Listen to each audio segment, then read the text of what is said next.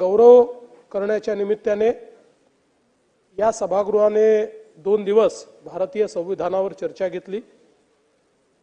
या चर्चेमध्ये सन्माननीय सदस्य श्री अमित साटमजी, भास्करराव जाधवजी, अर्जुन खोतकरजी, विजय वडेट्टीवारजी, छगन भुजबळजी, रोहित पवारजी, नारायण कुचेजी, सुनील प्रभुजी, शरददादा सोनवणे, रमेश बोरनारेजी, अमीन पटेलजी, राजकुमार बडोलेजी, सन्माननीय जितेंद्र आव्हाडजी, सचिन कल्याण शेट्टीजी, सिद्धार्थ खरातजी, संजय गायकवाडजी, हेमंत भोगलेजी, शेखर निकमजी, सन्माननीय श्री अतुल भातखळकरजी, बाबासाहेब देशमुखजी, सुधीरभाऊ मुनगंटीवारजी, जयंतराव पाटीलजी आणि आमचे मित्र नानाभाऊ पटोलेजी या सन्माननीय सदस्यांनी याच्यामध्ये सहभाग घेतला।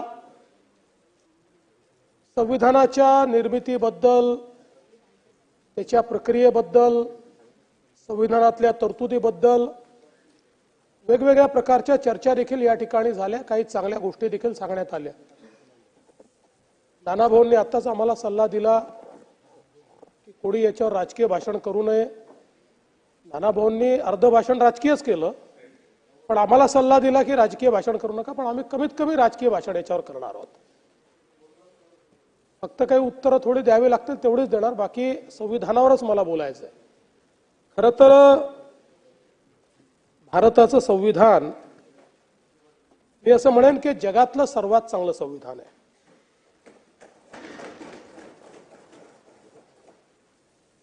या संविधानामुळेच आज भारताची प्रगती आपल्याला पाहायला मिळते।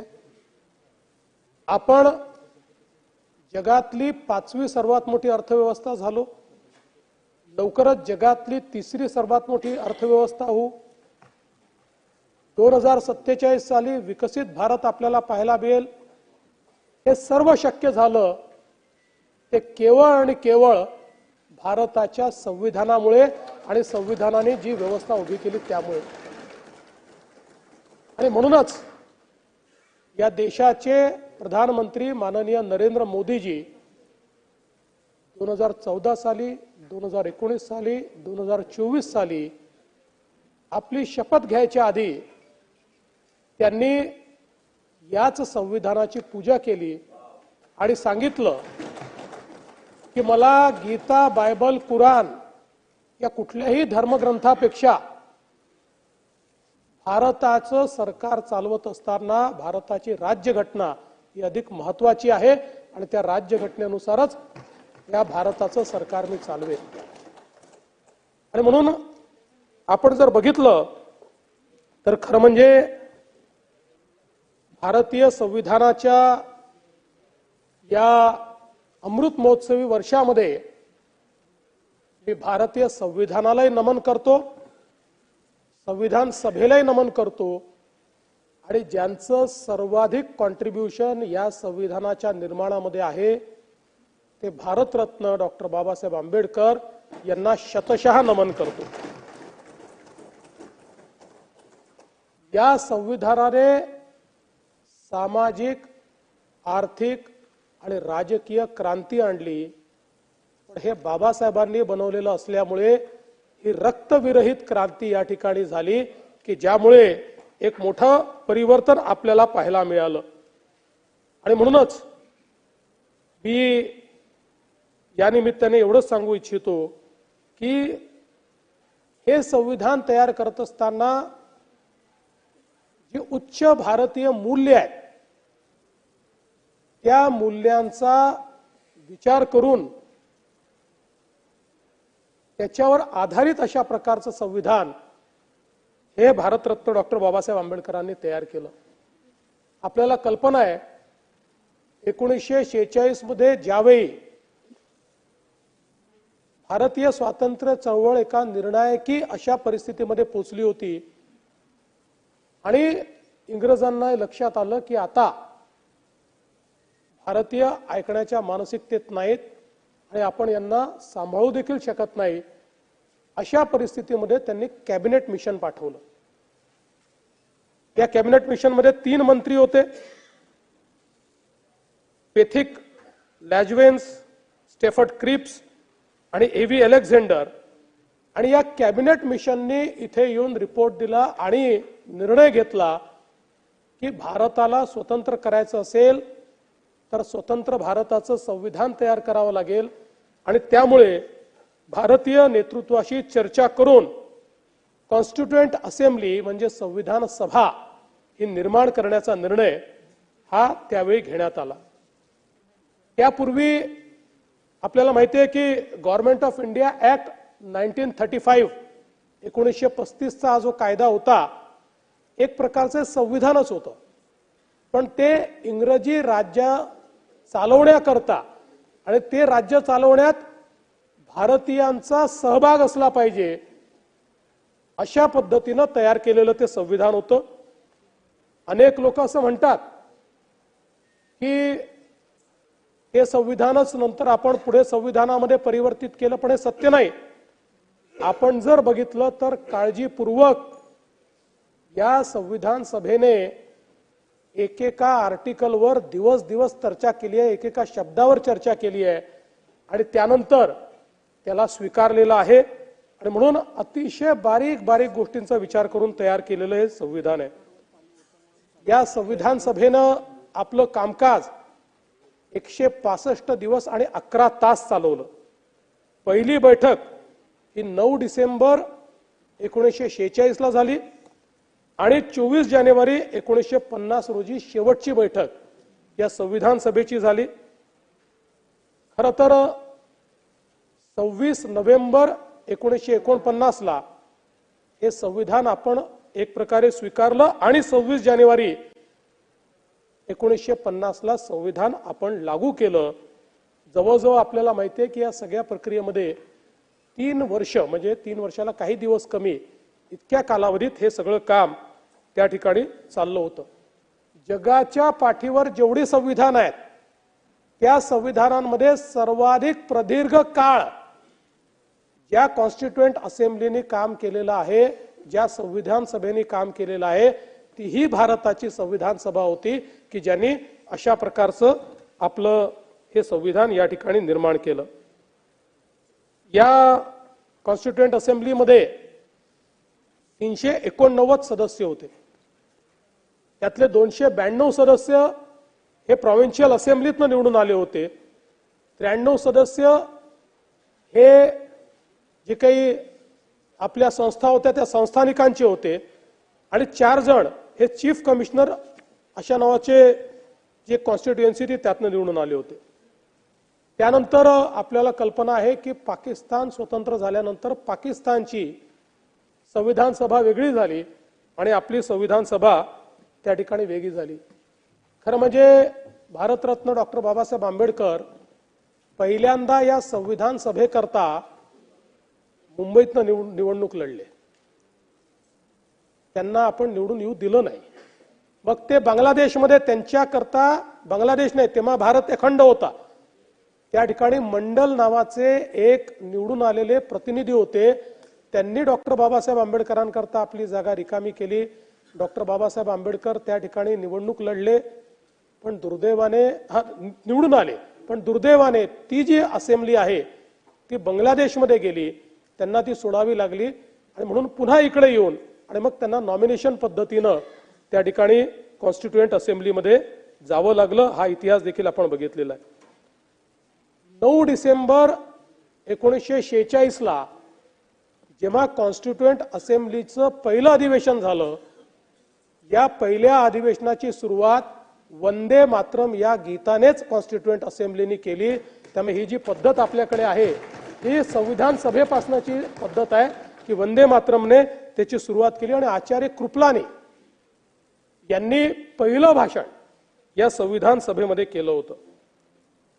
या संविधान सभेने एक मसुदा लेखन समिती म्हणजे ड्राफ्टिंग कमिटी तयार केली आणि या ड्राफ्टिंग कमिटीचं नंतर चेअरमन पद हे भारतरत्न डॉक्टर बाबासाहेब आंबेडकरांकडे आलं आणि या कमिटीने 4 नोव्हेंबर 1948 रोजी अंतिम मसुदा त्या ठिकाणी सादर केला।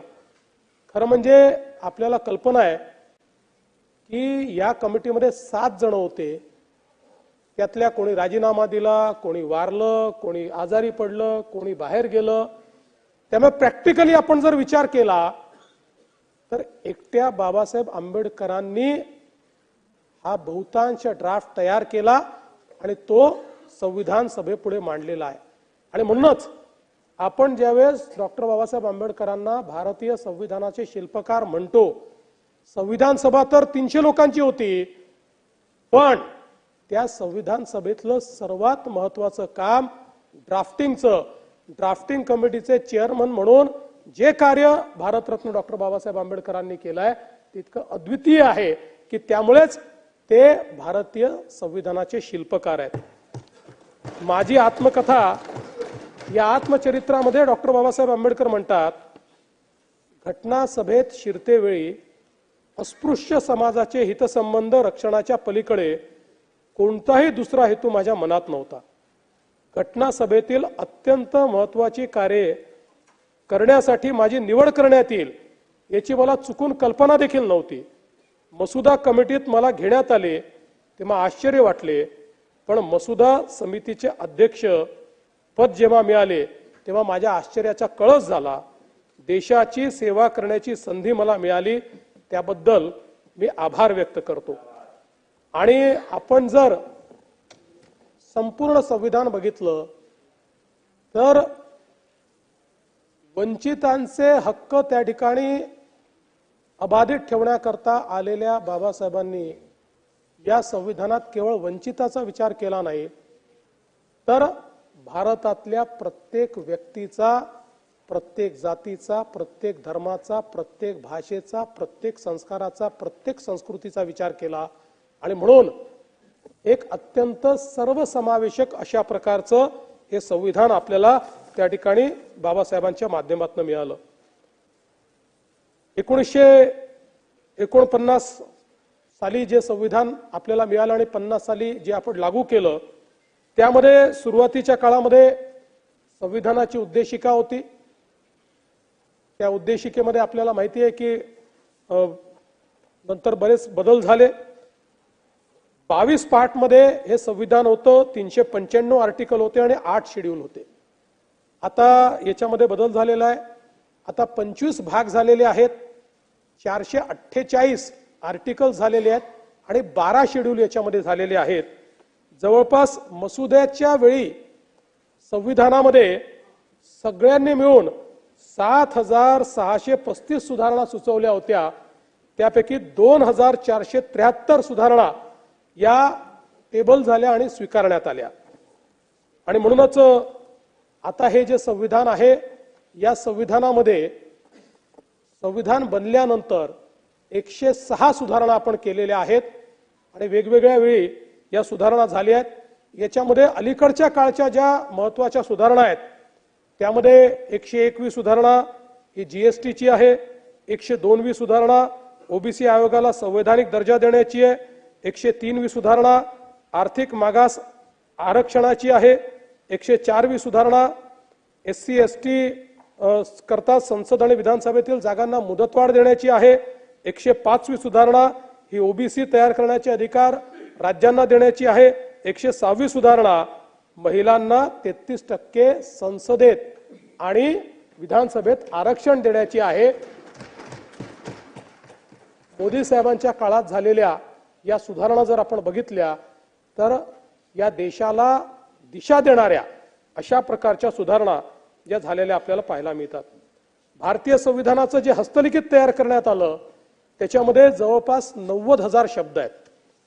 प्रेम बिहारी नारायण रायजादा यांनी कॅलिग्राफीने ते लिहिलेलं आहे. ही जी मूळ प्रत आहे हँड रिटन आहे, कॅलिग्राफीने लिहिलेली प्रत आहे. त्याकरता त्यांना 6 महिने लागले आणि नंदलाल बोस यांनी त्याच्या सजावटीचं काम केलंय. आणि सिंधू घाटीपासनं तर स्वातंत्र्याच्या चळवळीपर्यंत जे काही आपला इतिहास आहे या इतिहासाची आरेखनं ही या संविधानावर रेखाटलेली आपल्याला पाहायला मिळते. आणि ही जी मूळ प्रिंट आहे ही हेलियम केसमध्ये आजही संसदेच्या लायब्ररीत ठेवण्यात आलेली आहे. खरं तर हे संविधान आपण स्वीकारलं ते गुलामगिरीची मानसिकता तोडून भारतीयत्व स्वीकारण्याकरता हे संविधान आपण स्वीकारलं. ब्रिटिशांचा क्राऊन निघाला आणि त्याची जागा अशोक चक्राने घेतली. हा महत्वाचा बदल या संविधानाने या ठिकाणी केला. आणि भारतीय समाज हा वेगवेगळ्या संस्कृतींनी ओळखला जातो. विविधतेतील एकता हे भारतीय समाजाचं वैशिष्ट्य आहे. ते वैशिष्ट्य अधोरेखित करणारं हे संविधान आज आपल्याला या ठिकाणी पाहायला मिळतं. आणि म्हणूनच या निमित्ताने 1916 साली कोलंबिया विद्यापीठात एका अँथ्रोपोलॉजी सेमिनारमध्ये बोलत असताना भारतरत्न डॉक्टर बाबासाहेब आंबेडकर म्हणाले, it is a unity of culture that is the basis of homogeneity.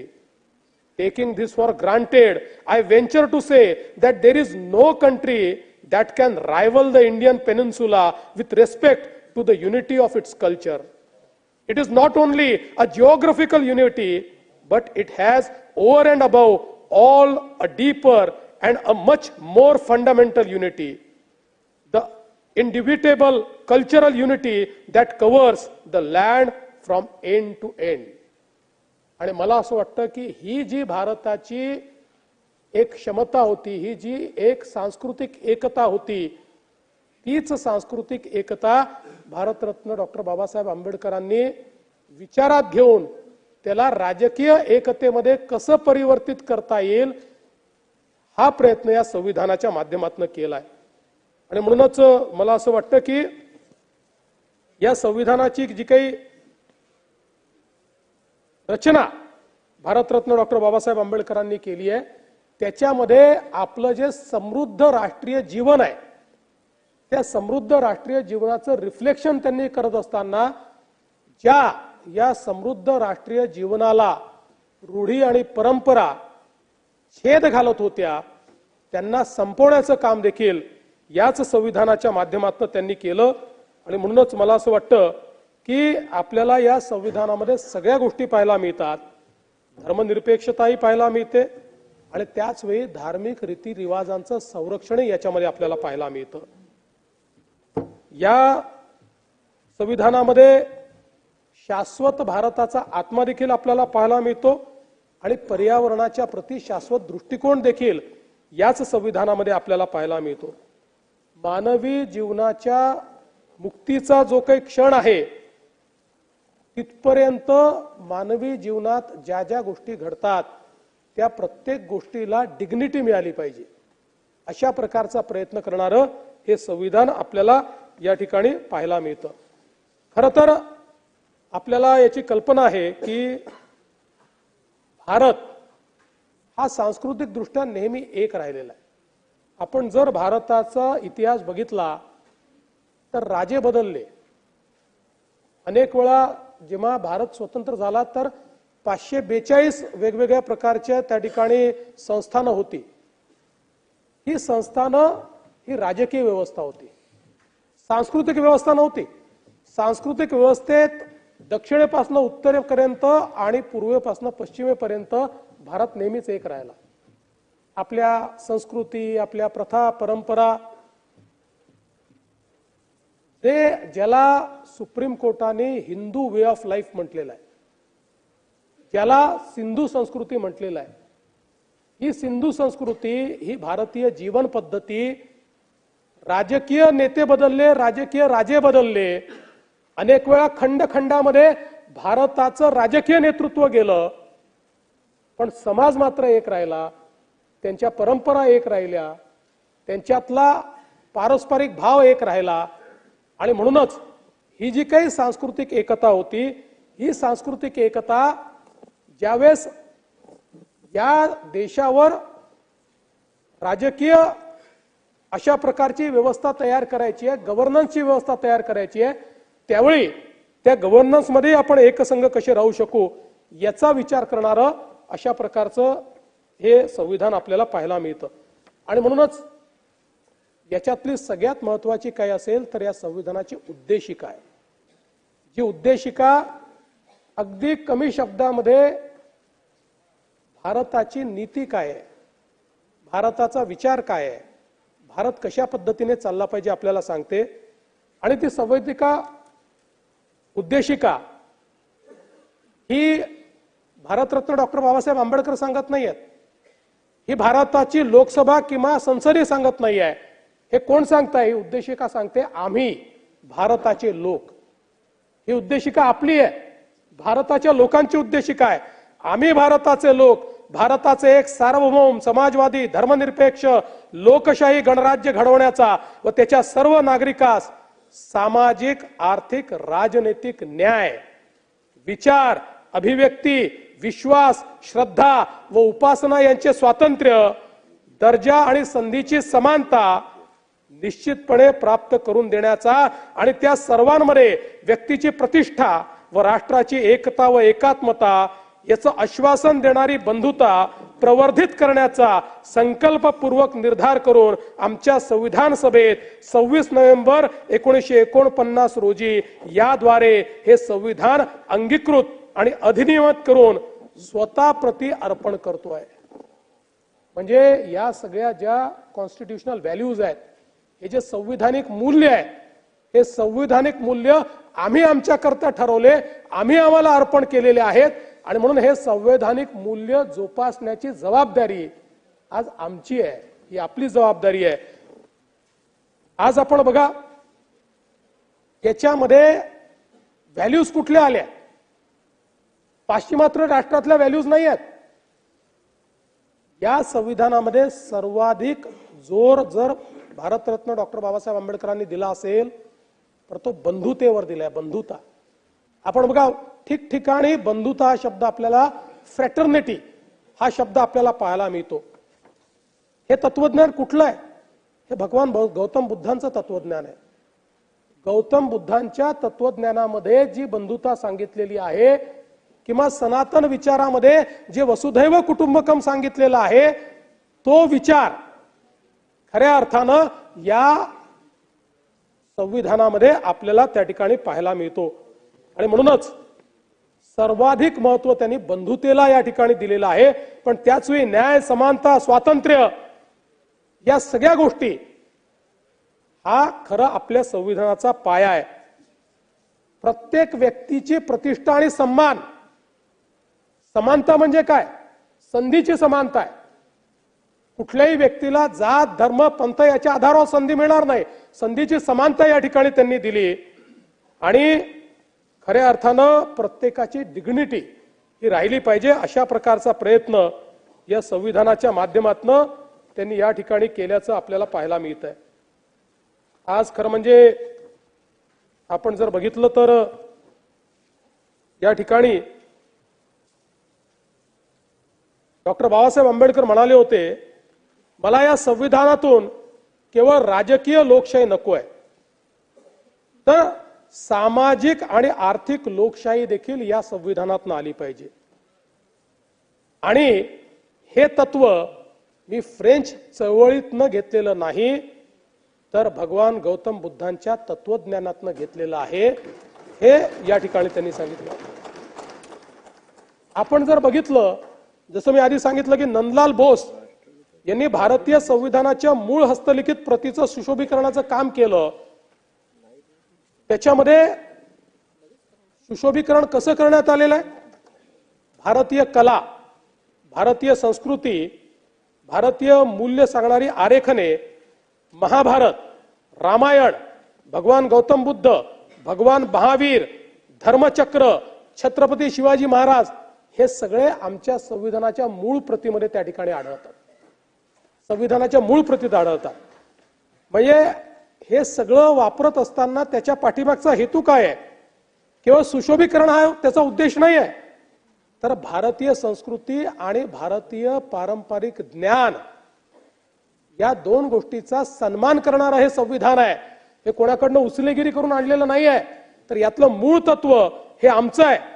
आणि म्हणून याच्यामध्ये शिंग असलेला बैल हे सिंधू संस्कृतीचं त्या ठिकाणी एक प्रकारचं दर्शन घडवतो, कारण त्याचा सिंबॉल हे शिंग असलेला बैल आहे. मोंजोदाडोची आपली जी प्राचीन परंपरा आहे ती याच्यामध्ये पाहायला मिळते. गुरुकुलची चित्र ही एक संपन्न शैक्षणिक परंपरा या संविधानात दाखवते. लंकेतनं सीतेची सुटका देखील या संविधानाच्या मूळ प्रतीमध्ये दाखवलेली आहे आणि ती याकरता दाखवलेली आहे की त्यातनं आम्हाला नारी सन्मानाकरता या संविधानाचा वापर करायचा आहे हे त्यातनं अभिप्रेत करण्यात आलेलं आहे। आणि जिथे डायरेक्टिव्ह प्रिन्सिपल्स ऑफ स्टेट पॉलिसीचा चॅप्टर आहे तिथे गीतोपदेश, गीतेचा उपदेश देखील याच संविधानात दाखवण्यात आलेला आहे। आणि म्हणून या तत्वांवर उभं राहिलेलं हे संविधान आहे। या संविधानानं आपल्याला दिलेली सगळ्यात मोठी जर कुठली ठेव असेल तर ती लोकशाही आहे। आणि ही लोकशाही जेव्हा आपण रामराज्याची चर्चा करतो, महात्मा गांधी नेहमी म्हणायचे की आपल्याला रामराज्य आणायचं आहे। रामराज्य आणायचा अर्थ काय आहे? रामराज्य आणायचा अर्थ असा आहे, समाजातला शेवटचा जो व्यक्ती आहे त्या शेवटच्या व्यक्तीचंही राजा जेव्हा ऐकतो, राजा जेव्हा भेदभाव करत नाही त्याला रामराज्य म्हणतात। समाजातल्या प्रत्येक व्यक्तीला समानतेने जगवतो त्याला रामराज्य म्हणतात। समाजातल्या छोट्या छोट्या लोकांना एकत्रित करून त्यांच्यातलं पौरुष जागृत करून जेव्हा त्यांना शक्ती राजा देतो त्याला रामराज्य म्हणतात, ते रामराज्य। आणि खरं म्हणजे अनेक लोक लोकशाही सांगतात इकडनं आली तिकडनं आली, पण ही लोकशाही या भारतातलीच, या भारतामध्ये कुठल्याही देशापेक्षा आधी लोकशाही होती। आपल्याला माहितीये की महात्मा बसवण्णा यांनी जो अनुभव मंटपम या ठिकाणी सुरू केला होता ते लोकशाहीचं प्रतीक होतं। आमच्या अगदी पाटलीपुत्रामध्ये देखील त्या काळामध्ये आपल्याला लोकशाहीची गणराज्य त्या ठिकाणी दिसतात। त्यामुळे ही लोकशाही भारतरत्न डॉक्टर बाबासाहेब आंबेडकरांनी या ठिकाणी आणली। आणि त्याच्यावर ते काय म्हणतात, it is not that the India did not know what democracy is. There was a time when India was studded with republics, and even where there were monarchies, they were either elected or limited. They were never absolute.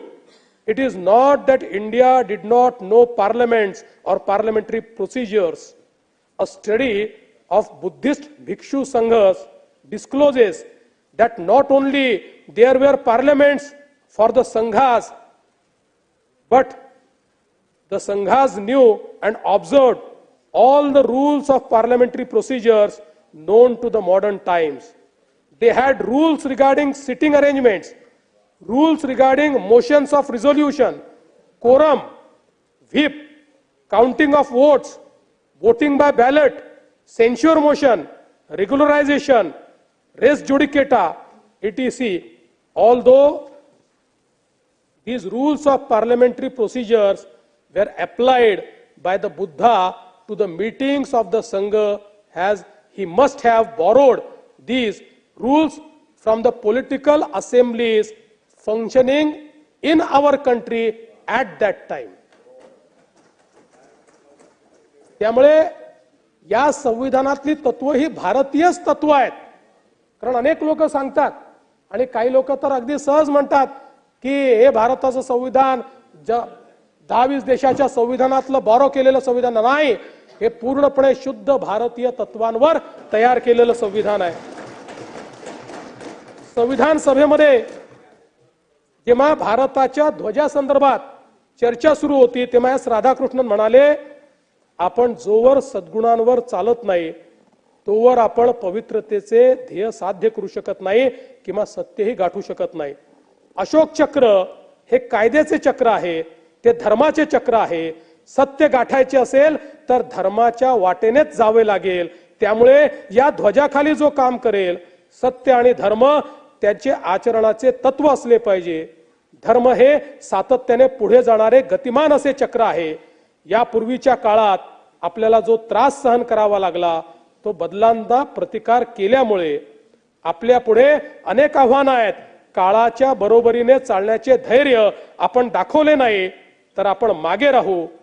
जात, अस्पृश्यता हे जोपर्यंत आपण त्यागत नाही तोवर आपण सत्य आणि सद्गुणांचा वारसा सांगू शकत नाही.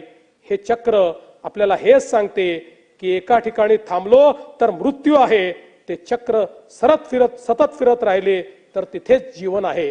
आणि मला असं वाटतं यानंतर आपण हे अशोक चक्र आपल्या ध्वजावर त्या ठिकाणी स्वीकारलेलं आहे. आणि ही जी भारतीय जीवन पद्धती आहे, ही पद्धती देखील या ठिकाणी संविधानाचा आत्मा आहे. आणि म्हणूनच ही जी काही जीवन पद्धती आहे, या पद्धतीला त्या ठिकाणी स्थान दिल्यामुळे अनेकांना ते खुपलं.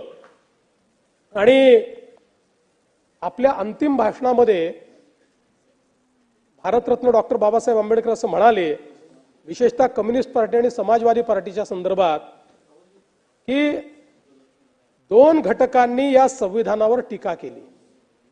एक कम्युनिस्ट पार्टी आणि दुसरी समाजवादी पार्टी. ते का टीका करतात? हे संविधान खरोखरच वाईट आहे म्हणून? मी स्पष्टपणे सांगेन की असे नाही. कम्युनिस्टांना या संविधानातून हुकुमशाही अपेक्षित होती, पण आपले संविधान सांसदीय लोकशाहीचा पुरस्कार करते म्हणून ते टीका करतात. समाजवाद्यांना दोन गोष्टी हव्या होत्या. त्यांना खासगी मालमत्तेचे राष्ट्रीयकरण किंवा सामाजिकीकरण हवे होते, तेही कोणती नुकसान भरपाई न देता. आणि दुसरी गोष्ट म्हणजे त्यांना संविधानातील मूलभूत अधिकार परिपूर्ण आणि कोणत्याही मर्यादेशिवाय हवे होते. कारण त्यांचा पक्ष सत्तेत येऊच शकला नाही तर राज्य उलथवून टाकण्याचे स्वातंत्र्य त्यांना मिळेल, आणि म्हणून त्यांनी या ठिकाणी विरोध केला. नाना भाऊ, हीच परिस्थिती आता आहे. हो, तुम्ही बघा काय याच्यापेक्षा वेगळं चाललेलं आहे. देशाच्या सर्व संस्थांना त्या ठिकाणी कलंकित करायचं, त्याच्यावर बोटं उचलायची, त्या संस्थांना एक प्रकारे अराजकाकडे न्यायचं, हे जे काही चाललेलं आहे की आपल्याला सत्तेत येता येत नाही तर अशा पद्धतीनं देशाच्या संस्था बदनाम करायच्या. या संस्था जेव्हा आपण बदनाम करतो त्यावेळी नानाभाऊ या संविधानावर आपण अविश्वास दाखवतो. कारण या संविधानाने त्या संस्था तयार केलेल्या आहेत आणि इतक्या बळकट तयार केलेल्या आहेत की कोणीही या संस्था तोडू शकणार नाही, मोडू शकणार नाही. मी पुढे सांगणार आहे कशा प्रकारे मोडण्या तोडण्याचा प्रयत्न केला तरीही या संविधानानं त्या संस्थांना कोणाला हात लावू दिला नाही. त्यामुळे कोणीही जन्माला आलं तरीही या संविधानाने तयार केलेल्या संस्था त्याचं काही वाकडं होऊ शकत नाही, हे आपण लक्षात घेतलं पाहिजे. खरं म्हणजे या संविधानामध्ये महत्वाच्या गोष्टी काय आहेत तर त्याच्यामध्ये या संविधानाने आणि जे भारतरत्न डॉक्टर बाबासाहेब आंबेडकरांना सर्वाधिक प्रिय या संविधानातलं जर काही असेल तर मूलभूत हक्क. हे जे मूलभूत हक्क आपल्याला देण्यात आलेले आहेत, वारंवार आपल्या भाषणामध्ये ते उल्लेख करतात या मूलभूत हक्कांचा. आणि म्हणून हे जे मूलभूत हक्क आहे, मी सगळ्या हक्कांमध्ये जाणार नाही, पण आर्टिकल 14 कायद्यासमोर समानता, आर्टिकल 15 धर्म, जात, लिंग किंवा जन्मस्थान यावरून भेदभाव करता येणार नाही, आर्टिकल 16 सार्वजनिक सेवा योजनांच्या बाबतीत समान संधी, आर्टिकल 19 अभिव्यक्तीचे स्वातंत्र्य. आता आपण जर बघितलं तर भारतरत्न डॉक्टर बाबासाहेब आंबेडकरांनी 15 मध्ये आर्टिकल 15 मध्ये धर्म, जात, लिंग किंवा जन्मस्थान यावरून भेदभाव करता येणार नाही असं सांगितलं. पण त्याच्या सब आर्टिकल मध्ये 15.4 आणि 15.5 मध्ये त्यांनी काय सांगितलं? त्यांनी सांगितलं की एखादा समाज जर मागे राहिला असेल तर त्या समाजाकरता त्याला पुढे आणण्याकरता शैक्षणिक आरक्षण देण्याची तरतूद ही भारतरत्न डॉक्टर बाबासाहेब आंबेडकरांनी याच्यामध्ये ठेवली. याचं कारण काय आहे? संधीची समानता आपण ज्यावेळेस म्हणतो, या आपल्या संविधानाने आपल्याला संधीची समानता दिली. संधीची समानता आपण म्हणतो याचा अर्थ काय आहे? याचा अर्थ ज्यांच्यावर वर्षानुवर्ष अन्याय झाला आहे, ज्यांना कुठल्याही प्रकारचे त्या ठिकाणी लाभ मिळालेले नाहीत, त्यांना वर्षानुवर्ष जे सोन्याचा चमचा घेऊन जन्माला आले आहेत त्यांच्या समोर पहिल्याच दिवशी कॉम्पिटिशन करायला लावली तरी अनफेअर कॉम्पिटिशन असेल. संधीची समानतेचा अर्थ असतो लेवल प्लेइंग फील्ड, सगळ्यांना समान दर्जाला आणून मग त्यांच्यात कॉम्पिटिशन करणं. आणि म्हणून डॉक्टर बाबासाहेब आंबेडकरांनी सांगितलं अफर्मेटिव्ह ऍक्शन. त्याचा अर्थ असा आहे की जोपर्यंत विषमता आहे तोपर्यंत अशा प्रकारे स्पेशल प्रोव्हिजन आपल्याला द्यावी लागेल. आणि हे करताना देखील अतिशय लॉजिकल अशा प्रकारचा विचार त्या ठिकाणी करण्यात आला. सामाजिक, शैक्षणिक, आर्थिक आणि सांस्कृतिक असे 4 मागासले पण ठरवले. आणि मग पहिला नंबर कोणाला, तर ज्यांना सामाजिक दृष्ट्या त्या ठिकाणी जे प्रताडित झाले आहेत किंवा सामाजिक दृष्ट्या जे मागास राहिले, मग आर्थिक दृष्ट्या, शैक्षणिक दृष्ट्या जे मागास राहिले, सांस्कृतिक दृष्ट्या जे मागास राहिले आणि शेवटी आर्थिक दृष्ट्या जे मागास राहिले. आणि मग या 4 मुद्द्यांवर ज्यांना 4ही मुद्दे त्या ठिकाणी लागू पडले ते आमच्या देशातले अनुसूचित जातीचे लोक झाले, अनुसूचित जमातीचे लोक झाले आणि त्यांना पहिलं आरक्षण मिळालं. आणि म्हणून आपण जर बघितलं तर SC STचं आरक्षण, ओबीसीचं आरक्षण आणि ईडब्ल्यूएसचं आरक्षण याची निकष ठरवताना या ज्या 4 टेस्ट आहेत, या 4 टेस्टमध्ये जे क्वालिफाय झाले त्यांनाच ते आरक्षण या ठिकाणी दिलेलं आहे. आणि अशाच प्रकारे जे काही आपलं आर्टिकल 16 आहे त्या आर्टिकल 16च्या 16(4) मध्ये हेच तत्व वापरून भारतरत्न डॉक्टर बाबासाहेब आंबेडकरांनी नोकऱ्यांमधलं आरक्षण दिलं. आणि म्हणूनच हे देत असताना त्यांनी हे जे अपवाद केले हे परमनंट नाही केले. त्यांनी सांगितलं की 50 वर्षाकरता हे आरक्षण आम्ही ठेवतो.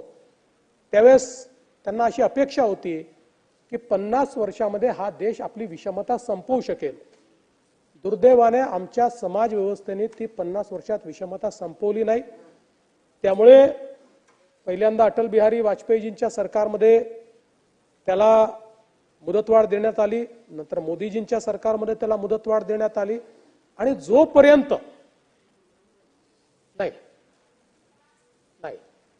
जोपर्यंत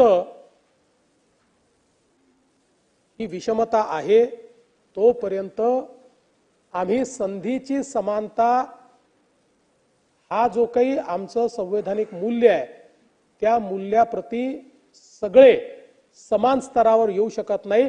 आणि म्हणून तोपर्यंत हे आरक्षण कायमच ठेवावं लागेल हे देखील या निमित्ताने आपण सगळ्यांनी मान्य केलं पाहिजे. आर्टिकल 19 मध्ये अभिव्यक्तीचं स्वातंत्र्य दिलंय.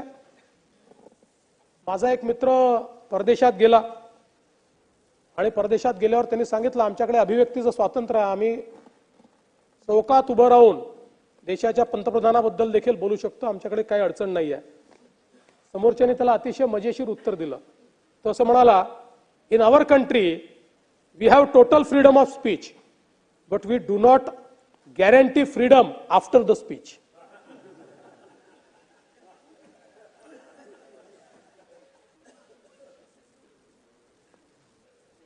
याच्या खालोखाल मूलभूत हक्काच्या खालोखाल महत्वाचं जर या संविधानात काही असेल तर directive principles of state policy, राज्य धोरणाची मार्गदर्शक तत्व.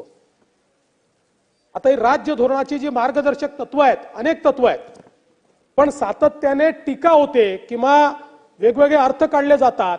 म्हणून 2च मार्गदर्शक तत्व मी या ठिकाणी सांगणार आहेत. त्यातलं पहिलं तत्व काय आहे?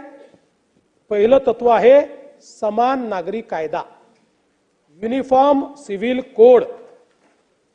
भारतरत्न डॉक्टर बाबासाहेब आंबेडकरांनी डायरेक्टिव्ह प्रिन्सिपल ऑफ स्टेट पॉलिसीच्या कलम 44 मध्ये प्रत्येक राज्यावर ही जबाबदारी टाकली आहे की त्या राज्याने युनिफॉर्म सिव्हिल कोड आणला पाहिजे, समान नागरी कायदा आणला पाहिजे.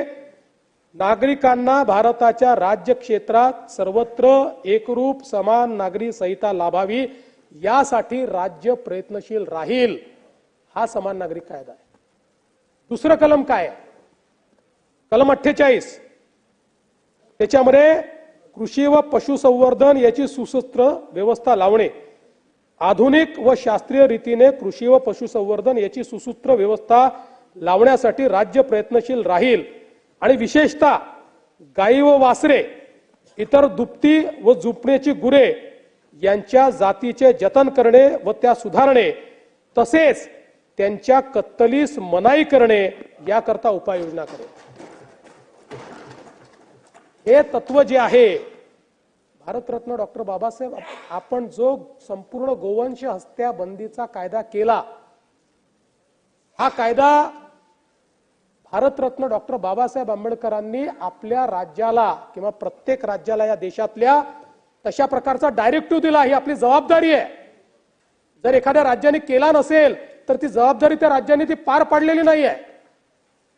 आणि म्हणून मला असं वाटतं की ज्यावेळेस याच्यावर टीका केली जाते त्यावेळेस त्यांनी संविधानच वाचलेलं नाही. हा अतिशय महत्वाचा विषय यामध्ये आपल्याला पाहायला मिळतो. अनेक गोष्टी आहेत, मी सगळ्या गोष्टींमध्ये जाणार नाही. एक महत्वाचं टूल डॉक्टर बाबासाहेब आंबेडकरांनी आपल्याला दिला आणि तो म्हणजे writ jurisdiction. Doctor Babasaheb Ambedkar असं म्हणतात की या घटनेचे एखादे कलम माझ्या हृदयाच्या जवळ असेल तर ते म्हणजे कलम 32. या कलमाप्रमाणे कोणत्याही मूलभूत हक्काची पायमल्ली झाली तर कोणत्याही नागरिकाला थेट सुप्रीम कोर्टात किंवा हायकोर्टात दाद मागता येईल. रिट ज्युरिस्डिक्शन ही एक अशी व्यवस्था उभी केली की ज्याच्यामध्ये जर मूलभूत अधिकाराचं हनन झालं असेल तर खालचं न्यायालय, त्याच्यावरचं न्यायालय, त्याच्यावरचं न्यायालय काही नाही, थेट आर्टिकल 32 ने सुप्रीम कोर्टात आणि आर्टिकल 226 ने हायकोर्टामध्ये रिट पिटिशन करता येते. रिट ज्युरिस्डिक्शन एक अशी व्यवस्था केली की ज्या व्यवस्थेमुळे मूलभूत हक्कांची पायमल्ली झाली तर तात्काळ आपल्याला न्याय मिळवता येतो. आणि आज आपण पाहतो की हायकोर्टात आणि सुप्रीम कोर्टात जाण्याकरता याच रिट ज्युरिस्डिक्शनचा आज आपण सगळे या ठिकाणी उपयोग करतो. यासोबत या संविधानामध्ये मूलभूत कर्तव्य देखील सांगितलेली आहेत. अर्थात ती मूळ संविधानामध्ये नव्हती. ती मूलभूत कर्तव्य जी आहेत ती इमर्जन्सीच्या काळामध्ये त्याच्यात अंतर्भूत केली, पण ती चांगली आहेत, पण ती टूथलेस आहेत. त्याच्याकरता ती मूलभूत कर्तव्य ही पार पाडली नाहीत तरी त्याला कुठला रिकोर्स नाही आहे. आणि मुळातच या संविधानाने आपल्या देशामध्ये संघराज्य प्रणाली ही स्वीकारलेली आहे. आपण एक क्वासाय ज्युडिशियल फेडरेशन आहोत. क्वासाय ज्युडिशियल फेडरेशन याच्यामध्ये एक सेंट्रल गव्हर्नमेंट आहे, दुसरं स्टेट गव्हर्नमेंट आहे. पण आपल्या फेडरेशन मध्ये डॉक्टर बाबासाहेब आंबेडकरांनी सांगितलं की आमची सांस्कृतिक एकता आहे, त्यामुळे एखाद्या रशियन फेडरेशन सारखं आमची शक्ल नाही होऊ शकत. आमच्या कुठल्या फेडरेशनला त्या ठिकाणी देशातनं बाहेर निघण्याचा अधिकार नाही आहे. राज्याला त्यांचे अधिकार आहेत, केंद्राला त्यांचे अधिकार आहेत, पण ते अधिकार असताना आम्ही सगळे एकसंघ आहोत आणि म्हणून युनिटी अँड इंटिग्रिटी याच्यावर अधिक अशा प्रकारची त्यांनी भर दिलाय. आणि मग ही रचना इतकी सुंदर केली आहे. देशाला राष्ट्रपती आहेत, राष्ट्रपती हे देशाचे प्रमुख ठेवलेले आहेत, पण राष्ट्रपतींना सल्ला देण्याकरता मंत्री परिषद तयार केलेली आहे. म्हणजे प्रधानमंत्री आणि मंत्री परिषद जो सल्ला देईल त्या सल्ल्याप्रमाणे देशाचा कारभार राष्ट्रपती चालवतील. त्यामुळे देशाचा कारभार राष्ट्रपतींच्या नावाने चालतो, प्रधानमंत्र्यांच्या नाही. आणि राज्याचा कारभार राज्यपालांच्या नावाने चालतो, मुख्यमंत्र्याच्या नाही. अशा प्रकारची व्यवस्था या ठिकाणी केली आहे. आणि एक्झिक्युटिव्ह म्हणजे कार्यपालिका ही मंत्री परिषद आहे. ते आपले IAS अधिकारी नाही आहेत. मंत्री परिषद जी आहे तिला कार्यपालिकेचा दर्जा आहे. न्यायपालिका, कार्यपालिका आणि अर्थातच संसद अशा प्रकारचे 3 पिलर हे या ठिकाणी तयार केले. आणि चौथा अदृश्य पिलर आहे जो संविधानात नाही आहे, पण आमची माध्यमं हा चौथा अदृश्य पिलर आहे.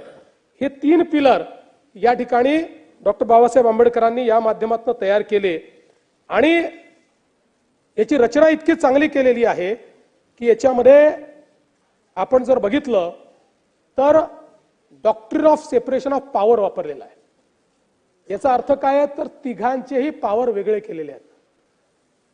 ते पॉवर कार्यपालिकेचे वेगळे आहेत, न्यायपालिकेचे वेगळे आहेत आणि आपल्या विधिपालिकेचे म्हणजे संसदेचे वेगळे आहेत. पण चेक अँड बॅलन्स देखील ठेवलेला आहे. त्यामुळे कोणीही या ठिकाणी अनिर्बद्ध होऊ शकत नाही अशा प्रकारचं अंकुश तयार केलेला आहे. राज्य कारभार चालवण्याची जबाबदारी मंत्रिमंडळाची आहे, पण त्याच्यावर अंकुश ठेवण्याकरता संसद तयार करण्यात आलेली आहे. त्यामुळे मंत्रिमंडळी निरंकुश काम नाही करू शकत. त्यांना संसदेसमोर जाऊन मान्यता घेऊनच कारभार करावा लागतो, मान्यता घेऊनच कायदे करावे लागतात, मान्यता घेऊनच बजेट करावं लागतं. त्यामुळे कार्यपालिकेवर विधिपालिकेचा त्या ठिकाणी अंकुश केलेला आहे. विधिपालिकेने केलेला कायदा हा जर अयोग्य असेल तर तो कायदा त्या ठिकाणी असंवैधानिक ठरवण्याची शक्ती ही न्यायपालिकेला दिलेली आहे. त्यामुळे एकीकडे सगळ्यांना सेपरेट ठेवलं असलं तरी देखील एक फार चांगली चेक अँड बॅलन्स अशा प्रकारची ही व्यवस्था ठेवली आहे. न्यायपालिका देखील तयार करत असताना आपल्याकडे डॉक्ट्रिन ऑफ स्टेअर डिसायसिस वापरलेला आहे की ज्याच्यामध्ये न्यायपालिकेमध्ये खालच्या न्यायालयाने त्याच्या वरच्या न्यायालयाने दिलेला जो न्याय असेल, जो निवाडा असेल, त्या निवाड्याच्या अनुरूप निवाडा दिला पाहिजे. आणि म्हणूनच आपण सुप्रीम कोर्टाच्या हायकोर्टाच्या केसेस ज्यावेळेस साईट करतो, सुप्रीम कोर्टाने एखादा निवाडा दिला, देशभरातल्या हायकोर्टांना त्या निवाड्यापेक्षा वेगळा निवाडा देता येत नाही. हायकोर्टाने जर निर्णय दिला तर त्याच्या खालचे जे कोर्ट्स आहेत त्यांना हायकोर्टाने दिलेल्या निवाड्यापेक्षा वेगळा निवाडा देता येत नाही. आणि म्हणून या माध्यमातून एक सूत्रता या न्याय व्यवस्थेत आणण्याचं काम या संविधानाच्या माध्यमातून अतिशय सुंदर त्या ठिकाणी डॉक्टर बाबासाहेब आंबेडकरांनी केलं. आणि म्हणूनच या संपूर्ण व्यवस्थेमध्ये अतिशय चांगल्या प्रकारे प्रत्येकाचे पॉवर जे आहेत ते डिफाईन केले. आणि यासोबत पंचायती, नगरपालिका, सहकारी संस्था या सगळ्यांना या संविधानाने जागा दिली. नव्हे तर या ठिकाणी त्यांना एक प्रकारे महत्त्व देण्याचं काम या संविधानाच्या माध्यमातून केलेलं आहे. आपल्याकडे आपण कॉपरेटिव्ह फेडरलिझम म्हणतो. मग अशी आमचे नानाभाऊ जीएसटीच्या बद्दल बोलत होते. नानाभाऊ, कॉपरेटिव्ह फेडरलिझम मधलं सगळ्यात महत्त्वाचं उदाहरण काय असेल तर जीएसटी आहे. याचं कारण काय आहे तर एक देश एक कर आपण केला. हा कर करताना कायदा केंद्राने केला तरी 2/3 राज्यांनी तो रेटिफाय केला आणि सगळ्या राज्यांनी एकत्रित येऊन त्याची काउन्सिल तयार केली. आणि या काउन्सिलमध्ये व्यवस्था कशी आहे, राज्यांनाही तेवढीच मत आहेत आणि केंद्रालाही तेवढीच मत आहेत. त्यामुळे मुळामध्ये राज्याच्या परवानगीशिवाय जीएसटी काउन्सिलमध्ये केंद्र काही करू शकत नाही. दादा अनेक वेळा गेले असतील जीएसटी काउन्सिलमध्ये, राज्यच जीएसटी काउन्सिल चालवतात. आणि आपण जे त्यात बघायचे सांगत होतात, आपण त्या काळात राजकारण केलं नाना भाऊ. ते जीएसटीचे पैसे नव्हते. केंद्र सरकारने जर तुमचा जीएसटी कमी आला तर आम्ही भरपाई देऊ अशा पद्धतीचे जे पैसे होते ते देशभरामध्ये त्या काळात कोविडमध्ये केंद्राचे पैसे कमी होते म्हणून उशिरा येत होते. पण त्याही काळात आपण बघितलं तर सर्वाधिक पैसा महाराष्ट्राच केंद्र सरकारने दिला होता. पण काही हरकत नाही, त्या संदर्भात आता आपल्याला राजकारण बोलायचं नाही, त्याच्यामुळे त्याच्यात मी जास्त जाणार नाही. पण हे कॉपरेटिव्ह फेडरलिझम हे खरं तर आपल्याला या ठिकाणी पाहायला मिळतं. आज आपण बघितलं तर अनेक म्हणजे तुम्ही विचार करा की किती दूरदृष्टी होती भारतरत्न डॉक्टर बाबासाहेब आंबेडकरांकडे. त्यांनी हे लक्षात आलं की उद्याच्या काळामध्ये केंद्रात वेगळं सरकार असणार आहे, राज्यात वेगळं सरकार असणार आहे. मग देशाच्या करांचं डिस्ट्रीब्युशन कसं होईल,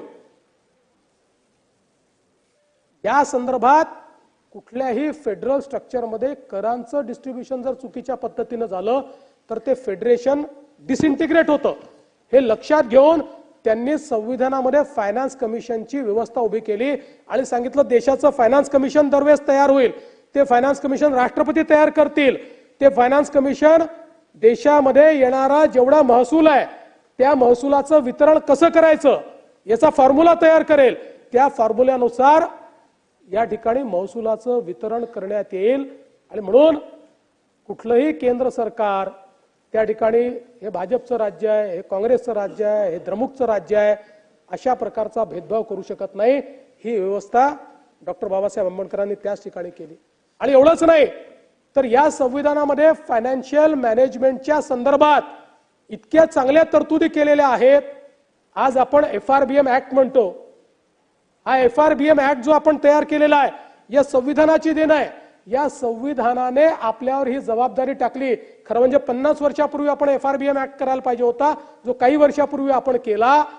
हा FRBM ऍक्ट या संविधानातनं या ठिकाणी बाहेर निघालेला आहे की ज्याने आपली कर्जाची मर्यादा किती असली पाहिजे, फायनान्शियल मॅनेजमेंट कसं केलं पाहिजे, कुठल्याही परिस्थितीमध्ये राज्य दिवाळखोरीकडे जाणार नाही याचाही विचार 50 वर्षापूर्वी किंवा 75 वर्षापूर्वी भारतरत्न डॉक्टर बाबासाहेब आंबेडकरांनी या ठिकाणी केला.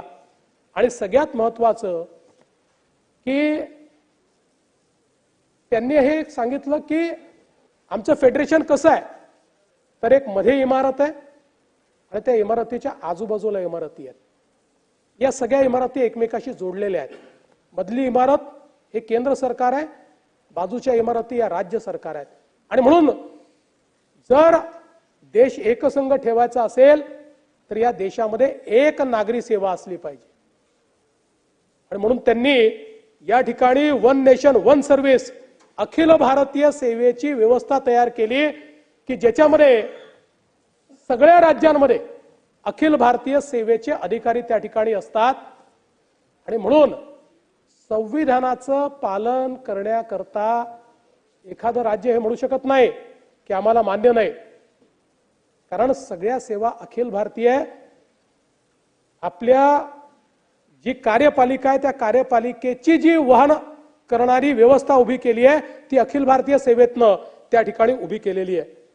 याच्यामध्ये निवडणुकांच्या संदर्भातही अतिशय चांगल्या तरतुदी केलेल्या आहेत. त्यामुळे निवडणूक आयोगावर आपण वारंवार ज्यावेळी आरोप करतो त्यावेळी यातल्या तरतुदी जर नीट बघितल्या तर मला असं वाटतं की आपल्याला त्याचा फायदा होईल. आणीबाणीची तरतूद देखील त्याच्यामध्ये आहेच, त्या संदर्भात पुढे मी बोलेन. आणि एकूण 12 अनुसूची याच्यामध्ये आहेत. या 12 अनुसूचीमध्ये काही महत्त्वाच्या अनुसूची कुठल्या आहेत तर तिसरी अनुसूची जी आहे, आपण जी संविधानाची शपथ घेतो ती आपली संविधानाची शपथ या तिसऱ्या अनुसूचीप्रमाणे घेतो. 7वी जी अनुसूची आहे या 7व्या अनुसूचीने पॉवर ठरवून दिली आहे. केंद्राचे कुठले अधिकार आहेत, राज्याचे कुठले अधिकार आहेत आणि समवर्ती सूची म्हणजे ज्याच्यामध्ये राज्यालाही अधिकार आणि केंद्रालाही अधिकार आहेत. जिथे केंद्राचे अधिकार क्षेत्र आहे तिथले कायदे हे केवळ केंद्र सरकार बनवू शकतं. जे अधिकार राज्याचे आहेत तिथे केवळ राज्य सरकार कायदा बनवू शकतं. हा 2/3 राज्यांनी मिळून केंद्राला विनंती केली की आमच्याकरता कायदा करा तरच केंद्र कायदा करू शकतं, नाहीतर केंद्र तिथे काही करू शकत नाही. आणि समवर्ती सूची जी आहे या संदर्भातले कायदे केंद्र सरकारही करू शकतं, राज्य सरकारही करू शकतं. पण ज्यावेळेस केंद्र सरकार कायदा करेल त्यावेळी मग राज्य सरकारच्या कायद्यापेक्षा केंद्राचा कायदा हा वरचा मानला जाईल अशा प्रकारची व्यवस्था केली. 8वी अनुसूची ही भाषेच्या संदर्भात आहे. सर्व आपल्या ज्या भाषा आहेत आणि आपल्या देशामध्ये हिंदी जरी संपर्क भाषा असली तरीही संविधानाने सगळ्या प्रादेशिक भाषांना तेवढाच राष्ट्रीय भाषांचा दर्जा दिलेला आहे. आणि म्हणून सगळ्या भाषा महत्त्वाच्या आहेत. आणि त्या संदर्भातलं देखील डॉक्टर बाबासाहेब आंबेडकरांचं भाषण अतिशय सुंदर आहे, जे आपण निश्चितपणे या ठिकाणी वाचलं पाहिजे. 9वी जी अनुसूची आहे या 9व्या अनुसूचीमध्ये त्यावेळी जे कायदे 9व्या अनुसूचीमध्ये जातील त्या कायद्यांचं ज्युडिशियल रिव्ह्यू होणार नाही अशा प्रकारची 9वी अनुसूची आहे.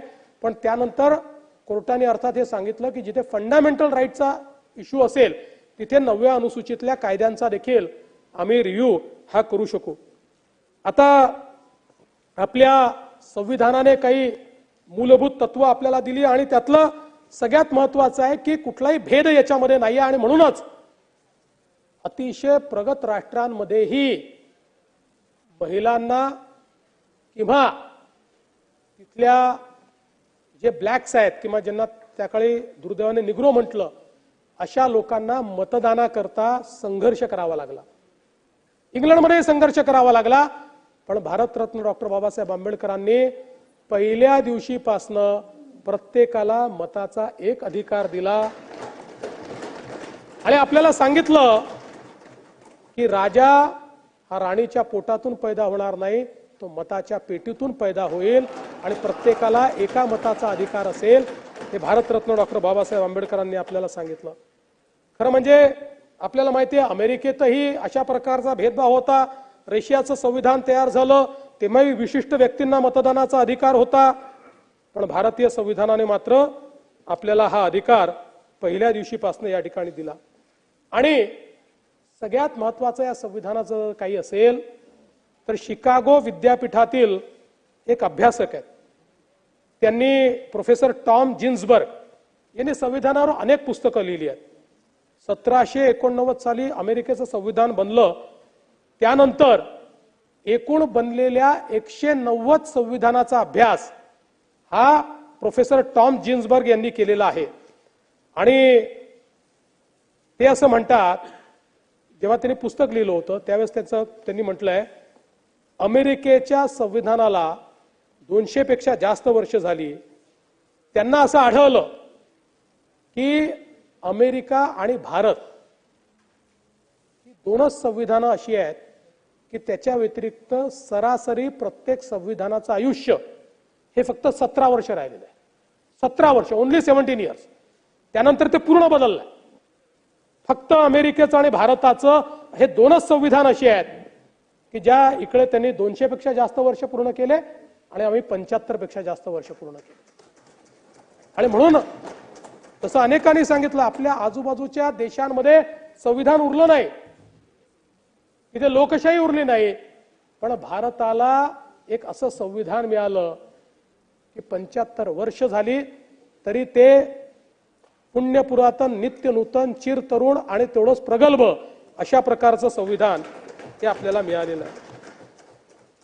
खरं म्हणजे या संविधानावर संकट नाही आली का? या संविधानावर अनेक संकट आली. आज जे संविधान बचावचा नारा देतात ना नाना भाऊ, संविधान कोणी काही करूच शकत नाही. पण संविधान बचावचा नारा देण्याची वेळ कधी आली होती ते तुम्हाला मी सांगणार आहे. मुळामध्ये 1967 मध्ये एक सुप्रीम कोर्टामध्ये Golaknath versus state of Punjab नावाची केस झाली आणि या केसमध्ये सर्वोच्च न्यायालयाने एक निर्णय दिला आणि त्या निर्णयामध्ये त्यांनी सांगितलं की संविधान संशोधन करण्याचे सरकारचे अधिकार अनिर्बद्ध नाहीत, त्याच्यावर निर्बंध आहेत. त्यामुळे संविधान संशोधन अनिर्बद्ध पद्धतीने सरकारला करता येणार नाही, सरकारला नाही संसदेला करता येणार नाही. तर संसदेवरही अशा प्रकारचे अमेंडमेंट करताना त्या ठिकाणी काही गोष्टी त्यांना करता येणार नाहीत. विशेषतः त्यात उल्लेख करत असताना त्यांनी सांगितलं मूलभूत हक्क या केसमध्ये सरकारच्या अमेंडमेंटमुळे मूलभूत हक्कावर गदा आलेली आहे आणि म्हणून तो कायदा त्या ठिकाणी रद्दबादल करत सरकारवर निर्बंध घातले. हे निर्बंध आल्याबरोबर स्वर्गीय श्रीमती इंदिराजींचं सरकार होतं. त्या सरकारने सांगितलं की नाही, आम्ही न्यायालयापेक्षा सुप्रीम आहोत आणि 24वी घटना दुरुस्ती केली आणि 24व्या घटना दुरुस्तीमध्ये त्या ठिकाणी सांगितलं की पार्लमेंटला ऍब्सोल्यूट पॉवर आहे, अनिर्बद्ध अधिकार आहे. आम्ही या संविधानाचा कुठल्याही प्रकारे बदल करू शकतो, कुठल्याही संविधानाच्या आर्टिकलमध्ये पाहिजे तो बदल आम्ही करू शकतो. म्हणजे गोलकनाथच्या केसमध्ये जे सर्वोच्च न्यायालयाने या ठिकाणी निर्णय दिला होता तो त्यावेळच्या इंदिराजीच्या सरकारने पूर्णपणे उलट केला आणि सगळे अधिकार हे पार्लमेंट करू शकते, सरकार करू शकते, अशा प्रकारे त्यांनी केलं. त्याचवेळी 24व्या घटना दुरुस्तीनंतर पुन्हा 26वी घटना दुरुस्ती केली आणि त्यातही सांगितलं की सगळे अधिकार हे पार्लमेंटचे आहेत, संविधानाचं कुठलंही कलम हे आम्ही त्या ठिकाणी रद्द करू शकतो. या 24व्या घटना दुरुस्तीला Keshavananda Bharati versus state of Kerala याच्यामध्ये त्याला हे जे संशोधन झालं होतं त्याला अपीलमध्ये चॅलेंज करण्यात आलं. 13 जजेसचा बेंच बसला, 13 जजेसचा, 13 जजेस, आणि 13 जजेसनी त्या ठिकाणी 7 एकीकडे झाले आणि 6 एकीकडे झाले. आणि या 7 जजेसनी या ठिकाणी सांगितलं, पहिल्यांदा बेसिक स्ट्रक्चरची डॉक्ट्रिन आणली आणि त्यांनी सांगितलं की हो, पार्लमेंटला संविधानामध्ये बदल करण्याचा अधिकार आहे, पण या संविधानाचं एक बेसिक स्ट्रक्चर आहे, या बेसिक स्ट्रक्चरला हात लावण्याचा पार्लमेंटला अधिकार नाही. आणि अशा प्रकारे त्या ठिकाणी हे जे काही स्वर्गीय श्रीमती इंदिराजींनी 24 आणि 26वी घटना दुरुस्ती केली होती ती पूर्णपणे रद्दबादल केली आणि एक प्रकारे पुन्हा एकदा सुप्रीमसी त्या ठिकाणी ही एस्टॅब्लिश केली. पण आपण आम्हाला सांगत होतात हे जज ते जज, म्हणून आपल्या माहिती करता सांगतो, जे 6 जजेस होते ज्यांनी असं म्हटलं होतं की नाही ही 24वी घटना दुरुस्तीच बरोबर आहे, त्यातले जे मुख्य जज होते A.N. रॉय, या A.N. रॉयना त्या काळामध्ये इंदिराजीच्या सरकारने सुप्रीम कोर्टातल्या 3 वरिष्ठ जजेसला डावलून त्यांना सुप्रीम कोर्टाचं चीफ जस्टिस केलं. कारण काय, तर त्यांच्या बाजूने डिसेंट नोट दिली होती. म्हणजे जे आता तुम्ही न्यायालयाचं सांगताय ना, यापेक्षा ग्लेअरिंग एक्झाम्पल काय आहे, देशाच्या इतिहासामध्ये 2च वेळा असं झालंय आणि 2 वेळा त्याच काळात झालाय की सर्वोच्च न्यायालयामध्ये 3 न्यायाधीश यांना डावलून आणि त्यांना त्या ठिकाणी केलं. आपल्याला माहिती आहे यानंतर 1971चं युद्ध झालं, 72ला इंदिराजी प्रचंड मताने जिंकून आल्या, 353 जागा वगैरे मिळाल्या, 408च त्यावेळेस असायचे, 508 पैकी 353 जागा मिळाल्या. पण त्यांच्या विरुद्ध लढलेले जे राजनारायण होते यांनी स्वर्गीय श्रीमती इंदिराजींच्या इलेक्शनला चॅलेंज केलं आणि त्यांनी इलेक्टोरल करप्शन याच्यामध्ये झालेलं आहे. सरकारी अधिकाऱ्यांना निवडणूक प्रमुख बनवलेला आहे, सरकारी मशिनरी वापरलेली आहे, अशा विविध गोष्टींचा त्या ठिकाणी उल्लेख केला आणि हायकोर्टामध्ये ती केस चालली, साक्षी पुरावे झाले, देशाच्या पंतप्रधानांनाही हायकोर्टात जावं लागलं आणि 12 जून 1975ला जस्टिस जगमोहन अलाहाबाद हायकोर्टचे यांनी स्वर्गीय श्रीमती इंदिराजींची निवडणूक रद्द केली आणि 6 वर्षाची बंदी इंदिराजींवर निवडणूक लढण्याकरता घातली. त्याच्यावर इंदिराजी सर्वोच्च न्यायालयात गेल्या, तिथे जस्टिस के.व्ही. कृष्ण अय्यर होते, त्यांनी 12च दिवसांनी 14 जूनला निकाल दिला आणि त्याच्यामध्ये सांगितलं की अलाहाबाद हायकोर्टाचा निकाल प्रथम दर्शनी आम्हाला योग्य वाटतो, त्यामुळे आम्ही त्याच्यावर स्टे करणार नाही, पण अंतिम निर्णय होतपर्यंत इंदिराजी सभागृहाच्या सदस्य राहतील, तद्वतच प्रधानमंत्री राहतील, पण सभागृहाच्या वोटिंगमध्ये किंवा कामकाजात त्यांना सहभागी होता येणार नाही. अशा प्रकारचा त्यांनी निकाल दिला. हा निकाल कधी दिला? 24 जून 1975 आणि त्याच्या दुसऱ्याच दिवशी 25 जून 1975ला इमर्जन्सी लागली. या देशामध्ये सुप्रीम कोर्टाने निकाल दिल्यानंतर तो मान्य नाही, या देशामध्ये इमर्जन्सी लागली आणि 1971 मध्ये युद्धाच्या काळामध्ये मिसाचा ऍक्ट तयार केला होता, maintenance of internal security act. Nana Bhau, तुम्ही नाही, आमचे जयंतराव मगाशी म्हणाले ना की आपण जो एक कायदा तयार केला, जो जॉईंट सिलेक्ट कमिटीकडे आहे, तपासून घ्या तो कायदा. कुठल्याही मूलभूत अधिकाराचं एवढे हनन होत असेल तर मी कायदा परत घेईल, पण हा जो कायदा होता ना मिसा, कुठलाच मूलभूत अधिकार नाही. No scrutiny, nothing. मला वाटलं जितेंद्र आव्हाडांना आत्ताच्या आत्ता जेलमध्ये टाकायचं आहे, तर तेव्हा टाकू शकत होतो, आता नाही.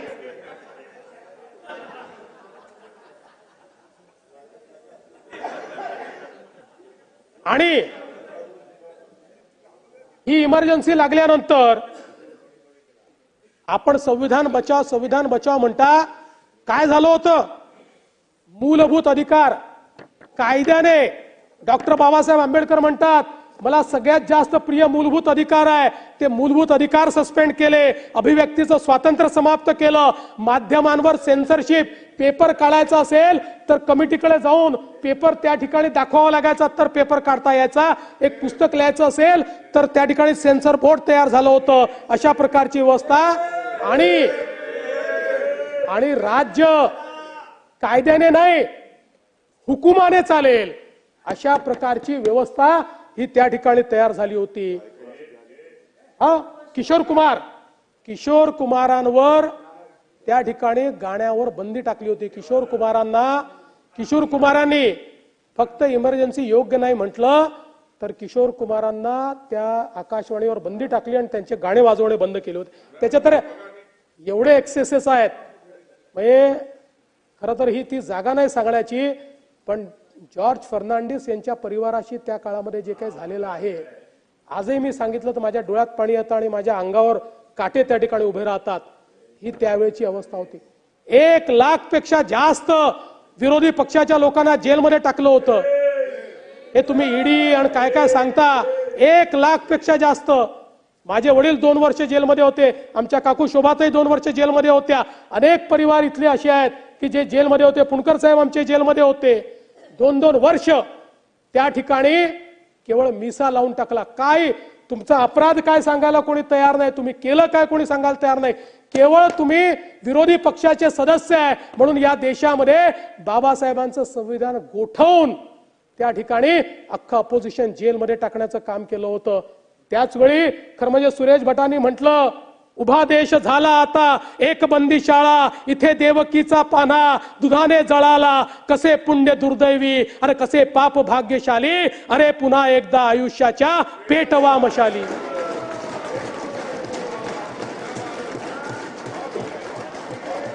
आणि एवढं करून थांबलो नाही आपण. 42वी घटना दुरुस्ती केली. 42वी घटना दुरुस्ती. या 42व्या घटना दुरुस्तीला काय म्हणतात माहितीये? Mini constitution. या 42व्या घटना दुरुस्तीने भारतरत्न डॉक्टर बाबासाहेब आंबेडकरांच्या संविधानामध्ये 99 बदल केले एका झटक्यात. 99. आणि त्यातला सगळ्यात महत्वाचा बदल काय होता माहितीये?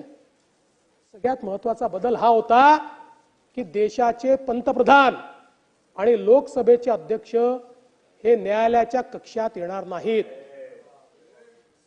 आणि रेट्रोस्पेक्टिव्हली जाऊन त्या दिवशी नाही, रेट्रोस्पेक्टिव्हली जाऊन त्यांच्या निवडणुका न्यायालयाच्या कक्षेच्या बाहेर काढल्या.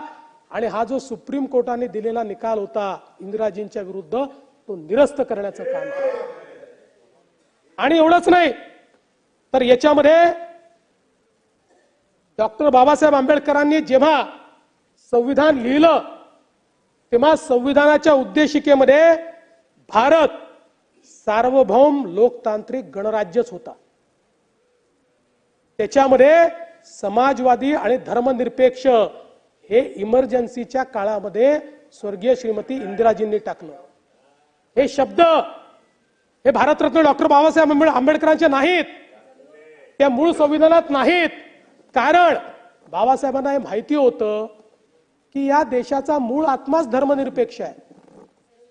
या देशामध्ये कधीही या देशाच्या लोकांनी विशेषतः इथे राहणाऱ्या बहुसंख्य समाजाने, हिंदू समाजाने, भारतीय समाजाने जगावर कधीही तलवारीच्या जोरावर विजय मिळवण्याचा प्रयत्न केला नाही. जगाने ज्यांना बहिष्कृत केलं, परिष्कृत केलं, त्या सगळ्यांना या भारताने आपल्याकडे सामावून घेतलं आणि त्यांना या भारताचा हिस्सा केलं आणि म्हणून ते टाकलं नव्हतं. पण त्याच्यामध्ये हा बदल त्या ठिकाणी करण्यात आला.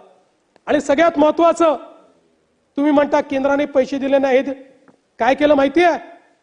या ठिकाणी स्टेट लिस्ट मधले विषय, अनेक महत्वाचे विषय, म्हणजे काही विषय मी सांगतो, शिक्षण, वने, वजनमाप, वन्य प्राणी, पक्षी संवर्धन, न्याय व्यवस्था, हे जे सगळे स्टेट लिस्ट मधले विषय होते हे सगळे सेंट्रल लिस्ट मध्ये घेतले. म्हणजे बाबासाहेब आंबेडकरांनी राज्यांना दिलेले सगळे अधिकार हे कॉन्सन्ट्रेट, हे केंद्रामध्ये करण्याचं काम या 42व्या घटना दुरुस्तीने केलं. आणि त्यासोबत एक अजून महत्वाची दुरुस्ती या ठिकाणी केली की केंद्र सरकार, केंद्राचे पोलीस कुठल्याही राज्यामध्ये त्या राज्याच्या परवानगी शिवाय डिप्लॉय करू शकतील. म्हणजे एक प्रकारे राज्यांवर कब्जा आज नाही करू शकत. जर मी म्हटलं की माझ्या इथे सीबीआय नाही येणार तर नाही येऊ शकत. सीबीआयला ज्युरिस्डिक्शन नाहीये, राज्यांनी मान्य केल्याशिवाय ज्युरिस्डिक्शन नाहीये. केंद्रातल्या कुठल्याही केंद्रीय रिझर्व्ह पोलीस बलाला येता येत नाही, राज्याच्या परवानगीशिवाय येता येत नाही. पण या 42व्या घटना दुरुस्तीने ही व्यवस्था उभी केली की त्या ठिकाणी कोणीही राज्यामध्ये, त्या ठिकाणी कुठल्याही राज्यात जाऊन कब्जा करता येईल अशी व्यवस्था उभी केली. आणि सगळ्यात महत्वाचं, आपल्याला माहिती आहे की राष्ट्रपती किंवा राज्यपालांना काही अधिकार आहे. आपण घेतलेला एखादा निर्णय ते आपल्याला परत पाठवू शकतात, रिकन्सिडरेशन करा म्हणू शकतात. एखादा निर्णय, काही निर्णय तर ते रद्दबादल देखील करू शकतात. पण या 42व्या घटना दुरुस्तीने सांगितलं, राष्ट्रपती कठपुतली, एकदा निर्णय घेतला आणि तो राष्ट्रपतीकडे गेला तर राष्ट्रपतींनी तो सहीच केला पाहिजे, मान्यच केला पाहिजे. No reconsideration, no rejection. म्हणजे याला म्हणतात कॉन्सन्ट्रेशन ऑफ पॉवर. हे जे सेपरेशन ऑफ पॉवर केलं होतं ना डॉक्टर बाबासाहेब आंबेडकरांनी, ते तहस नहस केलं आणि सगळे अधिकार आपल्याकडे घेण्याचं काम या निमित्ताने करण्यात आलं. आणि एवढंच नाही तर बाबासाहेब आंबेडकरांनी जे सांगितलं होतं, directive principle of state policy हे नंतर येईल, पहिल्यांदा मूलभूत अधिकार येतील. मूलभूत अधिकार, आणि त्याकरता आर्टिकल 32, मी मगाशी त्यांचं भाषण वाचून दाखवलं, या अमेंडमेंटनी सांगितलं मूलभूत अधिकार नंतर, आधी directive principle of state policy येतील. आणि directive principle of state policy प्रमाणे आम्ही जर कायदे केले तर न्यायालयाला त्याच्यावर रिव्ह्यू करण्याचा अधिकारच असणार नाही. म्हणजे जे बाबासाहेबांनी सांगितलं भाषणामध्ये, आर्टिकल 32 जे माझ्या सगळ्यात हृदयाच्या जवळचं आहे, त्या आर्टिकल 32 वापरण्याचा अधिकार हा या 42व्या घटना दुरुस्तीने काढून टाकला. नो रिट ज्युरिस्डिक्शन, हायकोर्टात नाही, सुप्रीम कोर्टात नाही, अशा प्रकारची व्यवस्था. म्हणजे न्यायालय काय सांगता तुम्ही न्यायव्यवस्थेचं, न्यायव्यवस्था अरे न्यायव्यवस्था संपवून टाकली. या देशामधली न्यायव्यवस्था ही केवळ व्यक्तीच्या हातामध्ये केंद्रित करण्याचं काम हे या 42व्या घटना दुरुस्तीने या ठिकाणी केलं. आणि मग 3 नवीन directive principle of state policy तयार केले.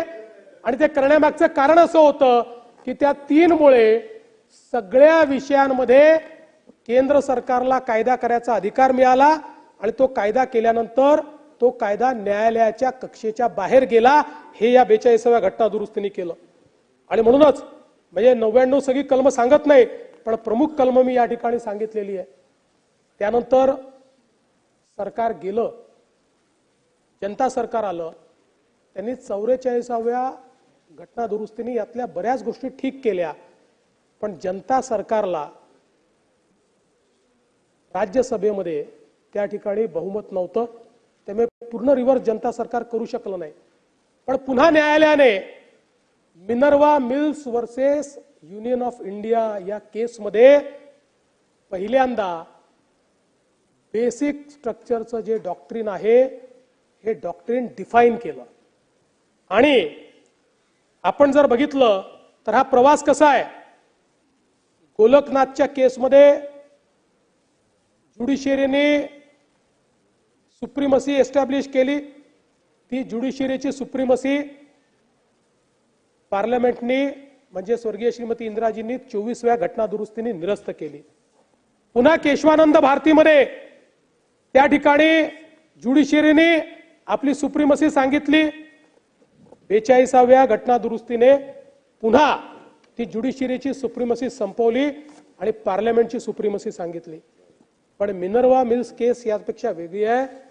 मिनर्वा मिल्स केसने सांगितलं ज्युडिशियरी पण सुप्रीम नाही, पार्लमेंटही सुप्रीम नाही, केवळ आणि केवळ संविधान सुप्रीम आहे आणि संविधानाची सभागृहाची कामकाजाची वेळ आजचं कामकाज संपेस्तोपर्यंत वाढवण्यात येत आहे.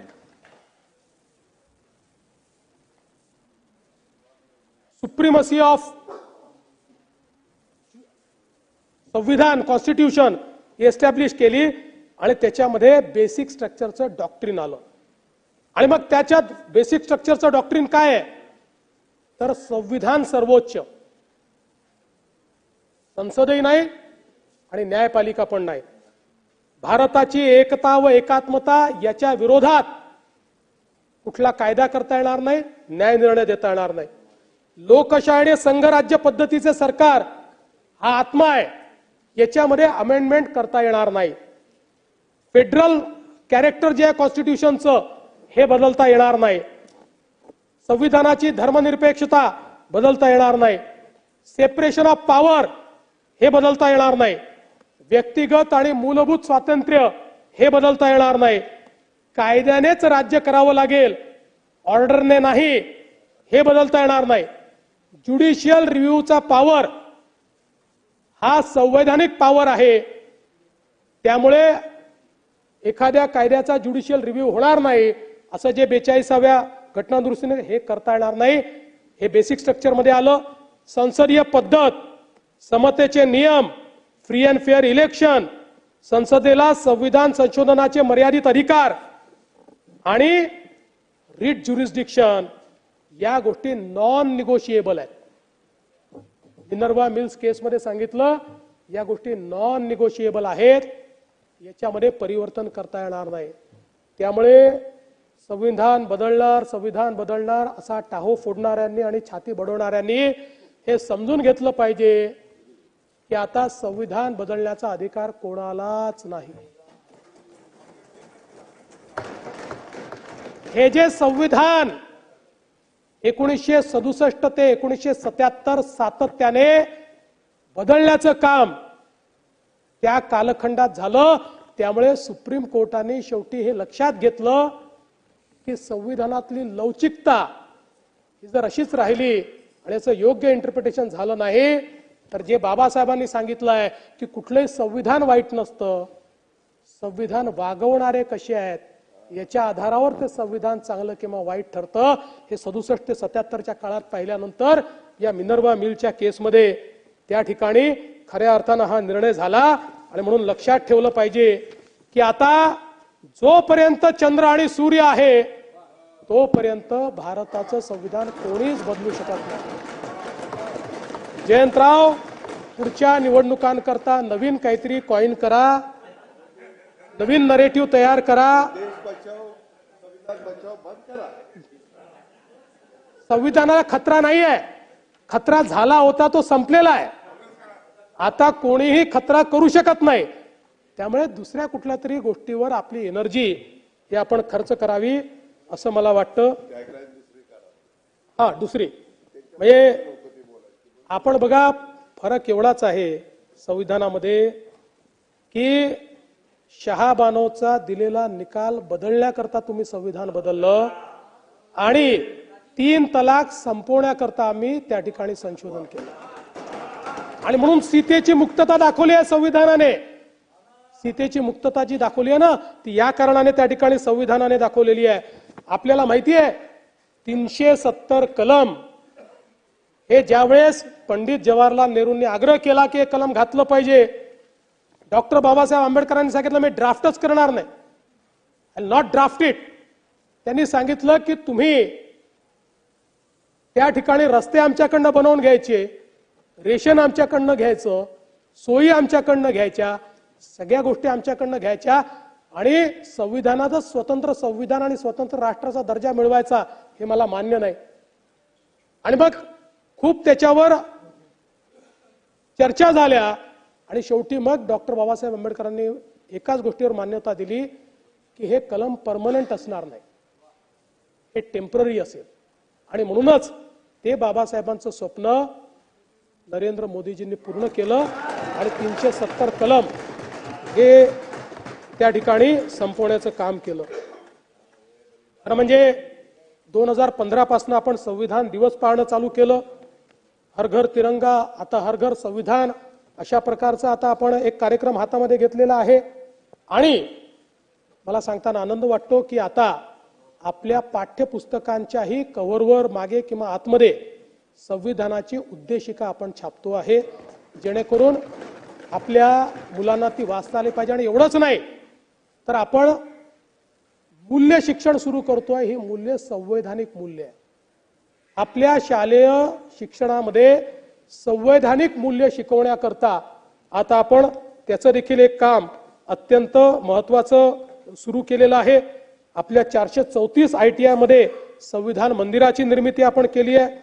मंत्रालयाच्या त्रिमूर्ती प्रांगणात संविधान मंदिर आपण त्या ठिकाणी तयार केलेलं आहे. आणि प्रत्येक तालुक्यामध्ये आपण संविधान भवन त्या ठिकाणी उभारणार आहोत. खरं म्हणजे जयंतराव आणि नानाभाऊ, आपण सांगितलं जज इकडे काय राज्यसभेचे सदस्य होतात वगैरे, परंपरा याची नाही आहे काही.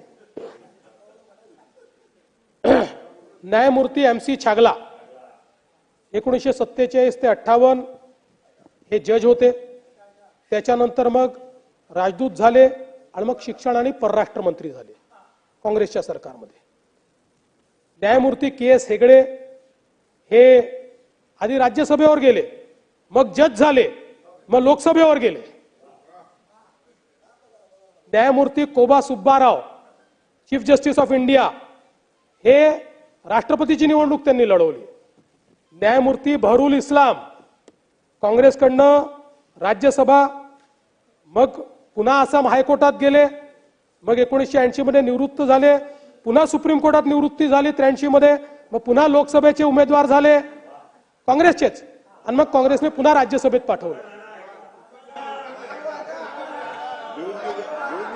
न्यायमूर्ती मोहम्मद हिदायतुल्ला 1968 ते 80 मग कार्यकारी राष्ट्रपती झाले, मग राष्ट्रपती देखील झाले. न्यायमूर्ती रंगनाथ मिश्रा ओरिसा हायकोर्टचे जज होते, नंतर काँग्रेसकडनं राज्यसभेमध्ये गेले. विजय बहुगुणा आधी जज होते, नंतर मुख्यमंत्री झाले. त्याच्यामुळे ही काही परंपरा. आता इथेच आपले न्यायमूर्ती अभय ठिपसे काँग्रेसमध्ये प्रवेश केला ना 2018 साली. त्यामुळे ही काही परंपरा नवीन नाही आहे. मला असं वाटतं की एक लक्षात ठेवा, इतिहास विसरता तुम्ही, आणि जे इतिहास विसरतात त्यांना वर्तमान असतं पण त्यांना भविष्य नसतं. जे इतिहास विसरतात त्यांचा भूगोल कधीच शाबूत राहत नाही. आणि म्हणून इतिहास लक्षात ठेवा. या देशाच्या या संविधानावर ही जी संकट आली, त्या संकटांमुळे हे संविधान इतकं परिपक्व झालेलं आहे की या संविधानाशी कोणी छेडछाडी करू शकत नाही आणि या संविधानाला कोणी त्या ठिकाणी मला असं वाटतं की काही अपाय देखील करू शकत नाही. खरं म्हणजे लक्षात ठेवा, हे शतक भारताचं शतक आहे. ज्या प्रकारे भारताची प्रगती चाललेली आहे, आज लोक असं म्हणतात की what is world, America, China आणि इंडिया इज वर्ल्ड. आज जग या 3 देशांच्या भोवती त्या ठिकाणी पूर्णपणे सिमटलेलं आपल्याला पाहायला मिळत आहे. आणि मला असं वाटतं की या संपूर्ण आपल्या वाटचालीमध्ये आणि भारताच्या या युगामध्ये भारतातल्या प्रत्येक व्यक्तीचं विकासाचं अस्त्र जर काही असेल तर ते भारताचं संविधान आहे. आणि म्हणून एक अतिशय सुंदर, न्याय देणारं, प्रत्येकाच्या स्वप्नांना पंख देणारं, जगातलं सर्वोत्तम संविधान दिल्याबद्दल भारतरत्न डॉक्टर बाबासाहेब आंबेडकर यांचे शतशः आभार मानतो, त्यांना शतशः नमन करतो, या संविधानाला शतशः नमन करतो आणि माझं बोलणं संपवतो. धन्यवाद. संपूया ना. सन्माननीय अध्यक्ष महोदय, माननीय मुख्यमंत्री महोदयांनी अशाच पद्धतीनं अर्थसंकल्प कसा वाचावा हे अतिशय सुंदर अशा प्रकारची एक पुस्तिका त्यांनी प्रकाशित केली, स्वतः लिहिली. ती आज आदर्श पुस्तिका म्हणून आपल्या लायब्ररीमध्ये सुद्धा आमच्या घराघरामध्ये आहे. आजचं आपलं भाषण मी खरंच सांगतो इतकं अप्रतिम झालेलं भाषण आहे आणि इतके वेगवेगळे संदर्भ देणारं भाषण आहे. माझी विनंती अशी आहे की आपलं हे भाषण पुस्तक रूपानं जर प्रसिद्ध झालं आणि त्याची कॉपीज तुम्ही जर आम्हाला दिल्यात, भले अशा द्या किंवा विकत द्या, मध्यंतरीचा थोडासा राजकीय पार्ट त्यातनं वगळता आला तर वगळा, परंतु इतके उत्कृष्ट रेफरन्सेस असलेले एका एका घटनेची उत्तम प्रकारची माहिती आम्ही आमच्या पद्धतीने वाचण्याचा प्रयत्न केला, अनेकांनी भाषणं केली, पण असे इतके उत्तम रेफरन्स जे आले पहिल्या क्षणापासून मी बसलो होतो. आणि म्हणून अध्यक्ष महोदय माझी विनंती आहे की हे आपल्या विधिमंडळाच्या वतीनं माननीय मुख्यमंत्री महोदयांचं भाषण आपण जर पुस्तक रूपानं प्रकाशित केलं तर चांगलं होईल.